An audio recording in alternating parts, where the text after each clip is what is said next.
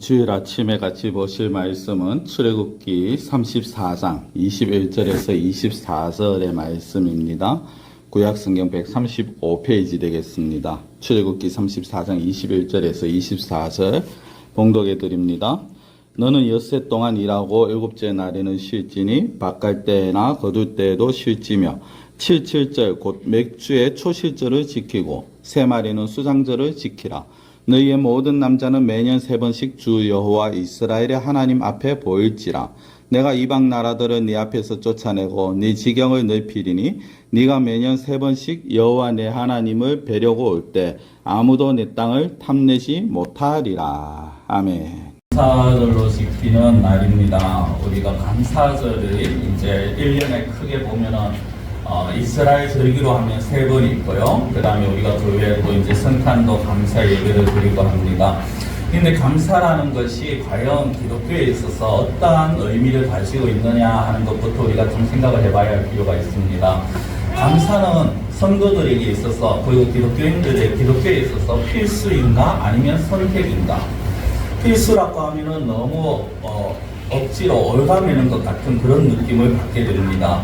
그러나 또 선택이라고 하면은 그걸 해도 되고 안 해도 되는 거라면은 굳이 할 필요가 있는가라는 그런 생각을 할 수도 있습니다. 그래서 이 부분이 굉장히 많은 사람들에게 있어서 논란이 되고 있고 또 오늘날은 굳이 구약의 절기를 지켜야 할 필요가 있느냐라고 그렇게 말을 하기도 합니다. 그러나 구약에 있는 절기가 이미 예수님이 오심으로 인해서 끝난 것이 아니라 그 절기는 결국 오늘 신약시대에서 우리들에게도 여전히 동일하게 적용이 되어진다라는 것을 생각해 볼 필요가 있습니다.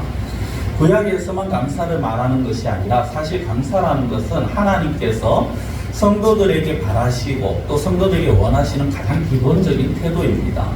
그래서 우리가 너무 잘 아시는 말씀 데살로니가 5장 18절에 보면 범사에 감사하라라고 하고 그 뒤에 무엇이라고 붙이느냐면 이는 그리스도 안에서 하나님을 너희를 향하신 하나님의 뜻이다라고 말씀을 합니다. 즉 감사를 해야 된다. 감사라는 것은 성도들이 당연히 하기를 원하는 또 당연히 해야 되는 하나님의 뜻이요 하나님의 마음인 것입니다. 제가 언젠가 한번 그 말씀을 드린 적이 있는 것 같습니다만 우리나라 법이 상당히 많습니다. 여러 법이 있는데 유실물에 관해서 즉 분실하는 물건에 대한 법규 중에 그런 게 있습니다. 어떤 사람이 물건을 분실했는데 그 주는 사람이 습득했는 사람이 그 물건을 주인에게 찾아주면 그 주인은 5% 내에서 20% 범위 안에서 살해를 하도록 되어 있습니다. 그리고 또 이제 막 찾아주지 않으면 그 물건을 훔친 것처럼 그 절도죄가 적용이 되어집니다. 우리가 보통 찾아주면 이때까지는 보통은 우리가 생각한 게 뭡니까? 살해를 한다라는 거는 법적인 문제가 아니라 그냥 당연히 감사하는 마음으로 한다라고 그렇게 나옵니다. 그런데 사실 그렇게 감사하지 않을 때, 살해하지 않을 때 그것도 처벌을 받게 되어 있습니다. 그러니까 감사라는 것 자체가 세상 법으로도 이건 반드시 해야 되는 것이라는 거죠. 그런 의미에서 사실 성도에게 있어서 이 감사절이라는 것은 굉장히 중요한 의미를 가지고 있습니다. 그래서 누군가 그런 말씀을 하더라고요. 기독교에서 감사를 빼버리면 그것은 마치 안고 빠진 팥빵이나 마찬가지다. 해도 되고 안 해도 되는 것이 아니라 반드시 해야 되는 것이고 감사하지 않는 성도는 어떻게 보면 하나님의 은혜를 모르는 것이요 하나님 앞에 감사할 줄 모르는 것이고 자기 힘으로 뭐든지 해왔다라고 생각하는 착각 속에 빠져있는 자라라는 것입니다. 그런 자들을 다르게 말하면 교만한 자가 되어지는 것이죠. 우리가 살아가면서 내 힘으로 살아왔는 것이 아니라 정말 하나님의 은혜로 살아왔고 하나님의 도우심으로 이 시간까지 왔습니다라고 고백한 자들은 결국은 하나님 앞에 감사할 수밖에 없다라는 것입니다. 오늘 말씀도 그런 본문에서 사실은 시작이 되었습니다. 오늘 이 출애굽기 제가 읽어드린 34장 21절부터 24절은 이 맥추절에 관한 말씀만 나오진 않습니다. 거기에 보면은 21절에 보면 안식일이 나오고요. 22절에 보면 맥추절과 수장절이 나옵니다. 23절, 24절 보면 매년 3번씩 지켜야 된다라고 그렇게 말씀을 합니다. 매년 3번씩 지켜야 된다라는 것이 맥추절을 3번을 지켜야 된다는 것이 아니라 이스라엘의 3대 절기를 말씀을 하고 있습니다. 그래서 이 출애굽기 23장에도 보면은 매년 3번 절기가 또 나오는데요.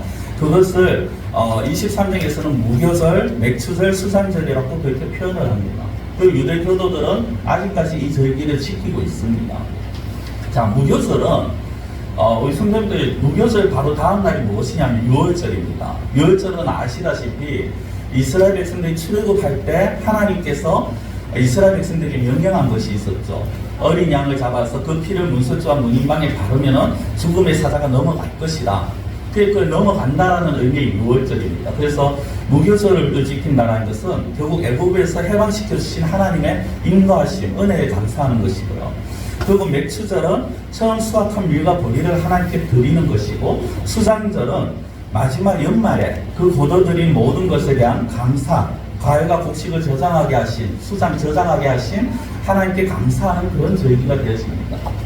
우리가 이 3대 절기가 사실 모두 감사의 절기인데, 특별히 오늘 맥추절은 이스라엘 백성들에게 있어서 굉장히 중요한 의미를 가지고 있습니다. 우리가 맥추절이라고 할 때 우리나라는 보리 맥자를 써서 맥추절이라고 말을 합니다만, 사실은 보리 추수를 시작하기 때문이 아니라 보리 추수의 마지막이 되어집니다.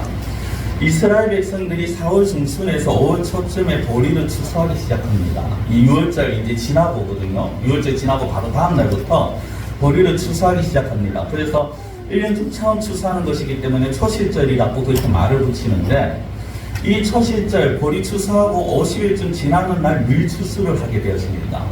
이거를 이제 맥추절로 지키게 되었습니다. 이게 보리 추수하고 초실절 후에 50일이 지난다 해서 55, 그래서 오승절이라고 부르기도 하고요. 7주씩, 7일씩 7주를 지낸다 해서 77절이라고 그렇게 이름을 붙이기도 합니다. 여러 절기의 이름이 헷갈리셔도 계속 매년 들어보시면 어느 순간인지 조금 이해가 되실 겁니다. 중요한 건 이 맥추절을, 그리고 또 다른 어떤 절기들에 있어서 이것을 그냥 형식이 아니라 사실은 이 절기는 축제의 자리가 되어야 되는 것입니다. 왜냐하면 이것은 그동안 수확하게 하신 하나님의 은혜에 감사하는 자리요, 또 하나님께서 나의 모든 것을 책임져 주신다라는 고백에서 나오는 축제의 자리가 되어지는 것이죠. 요즘은 맥추절이나 어떤 절기가 되면은 갈수록 이제 그런 게 좀 희박해지고 상황이 잘 안 맞습니다만은, 아마 우리 성도님들 예전에 신앙생활 하신 분들은 아마 그런 기억이 나실 겁니다. 추수감사절, 부활절 때 되면 막 이 앞에 온갖 곡식들을 쌓아놓고 정말 잔치 벌이듯이 그렇게 하나님 앞에 예배를 드리셨을 겁니다. 우리가 뒤에 현수막도 있습니다만 감사절 위에 있는 그 영어가 있습니다. 피스트 오브 하비스트. 저는 처음에 피스트 이거를 영어를 철자가 잘못 적혔는 줄 알았어요. 첫 번째 추수 해서 퍼스트가 돼야 되는데 FIRST가 돼야 되는데 왜 피스트가 돼야 되는가 했더니, 가만 보니까 피스트라는 의미가 축제입니다. 그러니까 추수의 축제가 바로 맥추절입니다. 다르게 말씀드리면 우리가 오늘 이 시간까지 상반기를 지나오면서 하나님께서 우리를 인도하여 주신 그 하나님 앞에 감사하면서 사실 축제를 가져야 되는, 축제의 자리가 되어야 되는 거예요.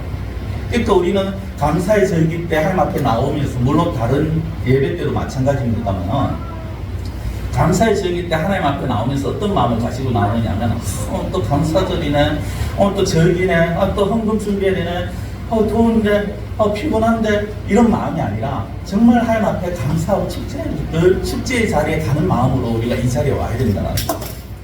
자, 중요한 것은 오늘 맥추절입니다만 맥추절만이 아니라 하나님께서 이 절기를 말씀하시면서 마지막에 무엇을 말씀하시느냐면, 절기를 지키는 자들에게 주시는 복을 말씀을 하십니다. 그것이 이제 오늘 본문 24절의 말씀인데요. 24절에 보면 세 가지의 복이 나오게 되었습니다. 이 복들을 우리가 또 같이 생각을 해보기 원하는데, 첫 번째 복이 무엇이냐면 대적을 물리쳐 주시는 복을 주시겠다라고 말씀합니다. 자, 본문 24절 제가 다시 한번 읽어드리면 이렇습니다. 내가 이방 나라들을 네 앞에서 쫓아내고 라고 합니다. 이방 나라들을 네 앞에서 쫓아내고. 이 이방 나라라는 것은요, 지금 이스라엘 백성들이 아직은 가나안 땅에 들어가지 못했을 때입니다. 그러니까 이들이 이제 가나안 땅에 들어가면은 이스라엘 외 민족들을 말합니다. 거기 가나안에는 7 족속의 원주민들이 있었고요. 그들은 하나같이 기골이 장대한 자들이었습니다. 구약성경 저 뒤에 보면 아모스라는 성경이 있는데, 거기에 보면은 아모스 가면 이 가나안 족속 중에 하나거든요. 그 아모스에 대해서 어떻게 비유를 했냐면, 백향목과 상수리 나무와 같다라고 비교를 합니다. 백향목은 키가 자라면 20m까지 자라는 그런 아주 높이 자라는 나무입니다. 그리고 상수리 나무는요, 그 재질이 굉장히 단단해서 또 물에도 잘 습지 않고 해서 배에서 사용한 노를 젓는 노에다 노를 만드는 것에 그 상수리 나무를 재료가 되어집니다. 그러니까 백향목과 상수리 나무라는 것은 그 아모리 사람들이 정말 그들의 키도 크고 그 힘도 좋고 비골이 장대해서 일반 사람들과 상대할 수 없을 정도로 그런 어떤 막강한 힘을 가지고 있는 그런 사람들이다라는 것입니다. 실제로 하나님께서 모세를 통해서 이스라엘 12명의 그 전탐꾼들을 가나안 땅에 전탐을 시켰을 때 여호수아와 갈렙 빼고 나머지 10명이 돌아와서 어떻게 말합니까? 그들이 너무 강해서 그들이 너무 힘이 세 보여서 우리들은 마치 그들 앞에서 메뚜기와 같다라는 말을 합니다. 너무 보잘것없는 존재처럼 보인다라는 거죠. 이런 어떤 전탐꾼들의 말이나 또 다른 성경의 여러 가지 봐도 그 당시 그 가나안의 사람들은 굉장히 힘이 세고 키가 큰 그런 사람들인 건 틀림없는 것 같습니다. 자, 중요한 것은 그럼에도 불구하고 하나님께서 그 이방들을 어떻게 해주신다? 다 물리쳐 주시겠다라고 하셨다는 겁니다. 네 앞에서 다 쫓아내겠다. 네가 가서 정말 가나안 땅에 들어가서 앞으로 가는 그 길마다 내가 그 이방 민족들을 다 쫓아내겠다. 그 땅에서 쫓아내도록 해주시겠다라는 것입니다.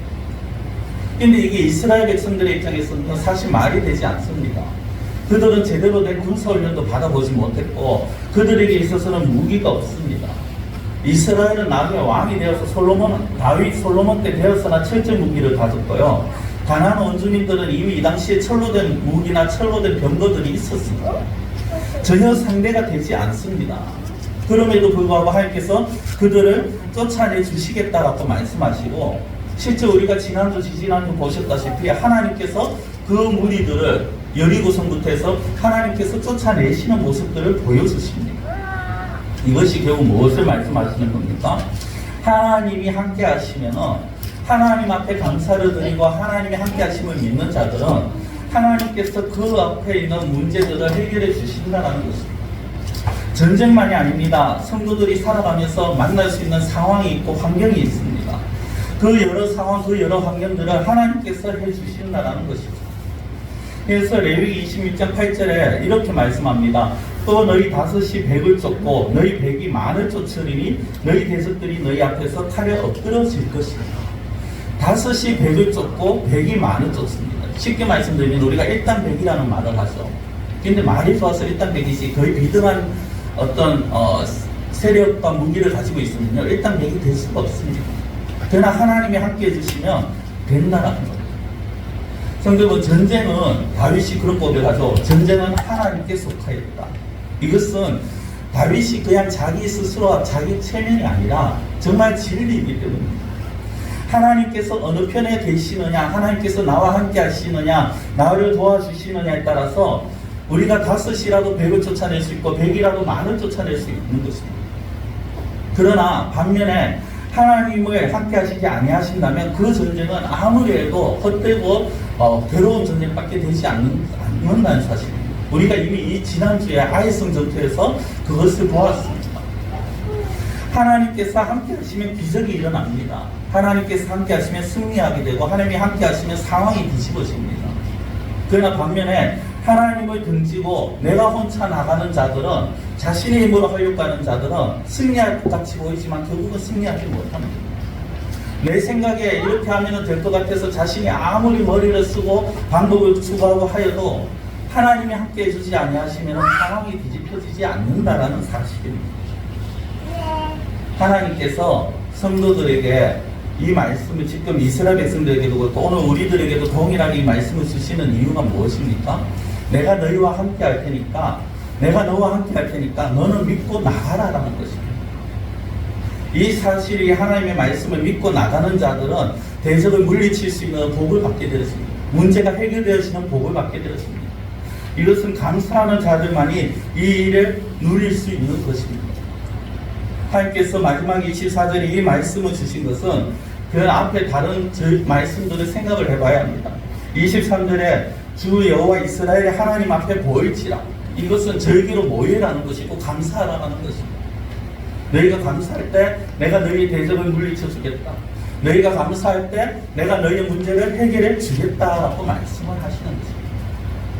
자, 두 번째로 하나님께서 어떤 복을 주시느냐? 창대케 하시는 복을 주시겠다라고 말씀을 하십니다. 24절에 계속해서 보시면 앞서 그 말씀 뒤에 네 앞에서 쫓아내고 그 뒤에 이렇게 나옵니다. 네 지경을 넓히리니. 이게 쉽게 말씀드리면요, 너희 땅을 넓게 해주겠다라는 것입니다.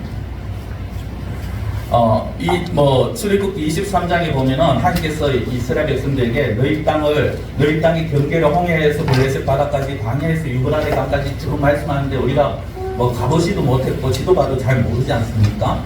이 중요한 것은 하나님께서 그 강한 땅을 주겠다고 약속을 하셨고, 그리고 오늘 말씀은 무엇이냐면 그 지경을, 그 경계를 넓게 해주시겠다라는 거예요. 어느 땅에서 딱 끝나는 것이 아니라 하나님 앞에 감사할 때 하나님께서 그 땅을 더 확장시켜 주신다는 거예요. 이거를 오늘날 우리들에게 비교하면 어떻습니까? 우리의 가게 확장시켜 주시는 것이고, 내 일터를 확장시켜 주시는 것이고, 하나님 앞에서 우리 교회를 확장시켜 주시는 것이고, 하나님께서 넓혀 주시겠다라는 것입니다. 우리가 하나님 앞에 정말 감사하는 자들이 될 때, 그리고 하나님의 인도하심을 신실히 믿을 때 하나님께서 이런 복을 주신다는 것입니다. 실제 이스라엘 솔로몬이 그가 말년에는 정말 엉망으로 살았지만 그 초반에는 어떻습니까? 하나님 앞에 일천번제도 드리고 정말 하나님이 기뻐하시는 그런 기도도 제사도 드렸지 않습니까? 그래서 하나님께서 솔로몬에게 어느 정도의 은혜를 주셨느냐면 그 이스라엘 국토가 쭉 확장이 되어서 그 홍해를 넘어서 이집트, 오늘날로 말하면 이집트죠. 아프리카에 있는 그 이집트 애굽의 나일강까지, 위로는 바벨론이라는 지역의 그 유브라데라는 강까지 확장되어지는 그런 역사가 일어났었습니다. 그러나 그 솔로몬 이후에 보십시오. 이스라엘 백성들이 하나님을 나몰라라 하고 자기 뜻대로 하고 자기들 마음대로 살아가다 보니까 갈수록 외세의 침입을 받고 땅이 줄어들고 나중에는 포로로 잡혀가는 그런 고초를 겪게 되었습니다. 사람들이 원망과 불평과 부정적인 생각 속에 있는 사람들은요, 성도들은 스스로 자멸합니다.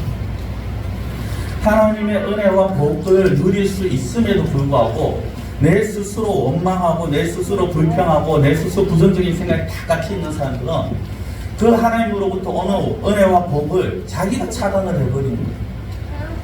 그러면서 늘 나는 왜 이러지 하는 말을 하세요.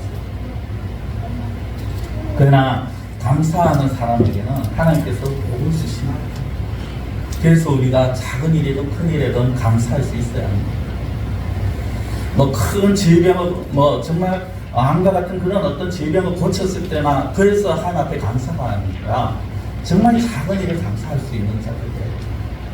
하다못해 다른 사람들이 볼 때는 별거 아닌 것 같고 아니면 정말 하루하루를 순탄하게 살아가는 것 같아도 그 가운데서도 감사할 수 있어야 돼요.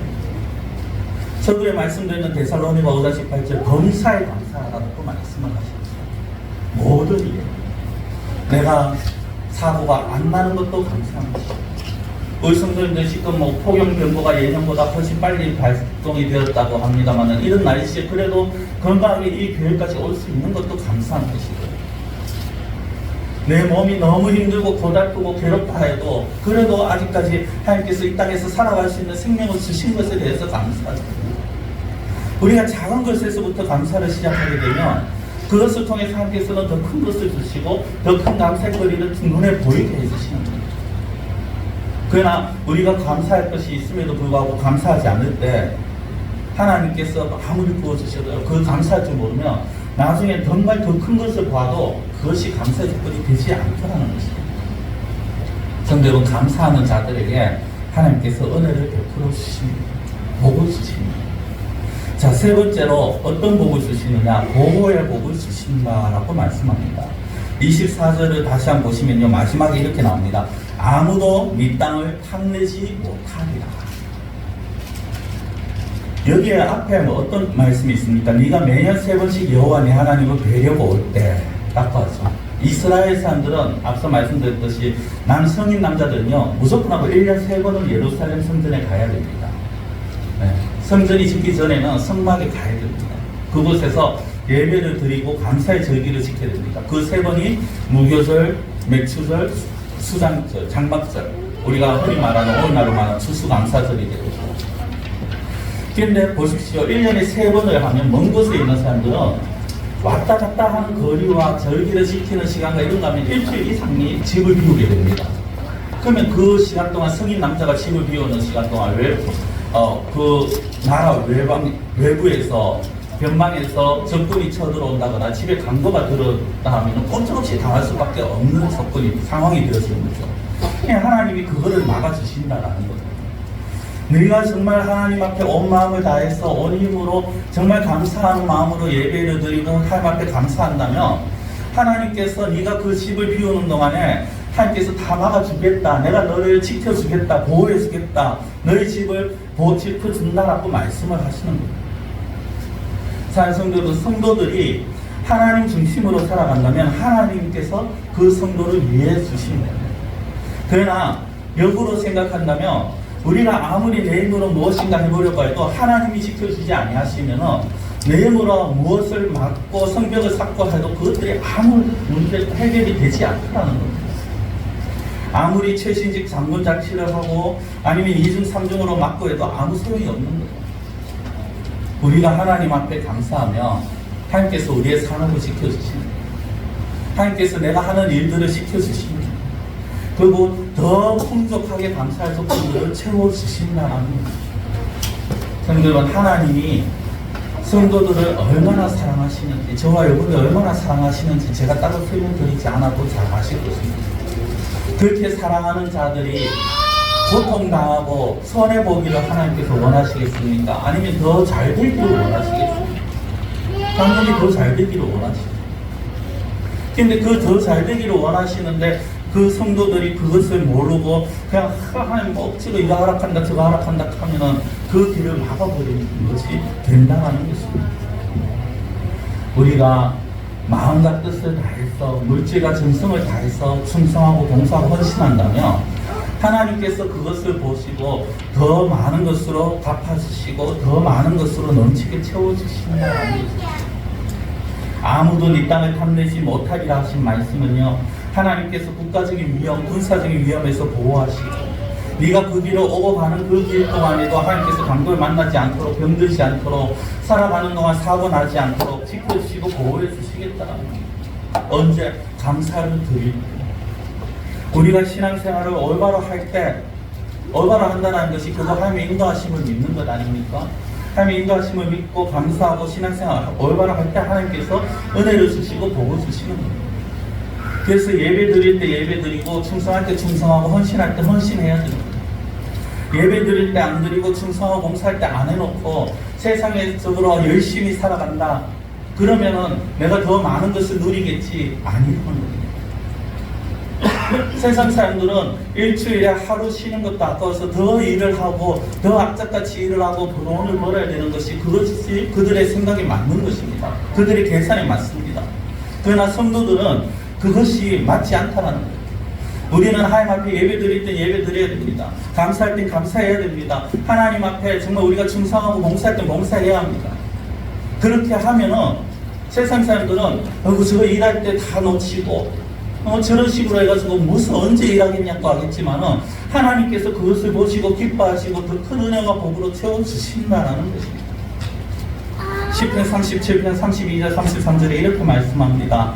악인이 의인을 엿보아 살해할 기회를 찾으나 여호와는 그를 악인의 손에 버려두지 아니하시고 재판 때도 정죄하지 아니하시리라.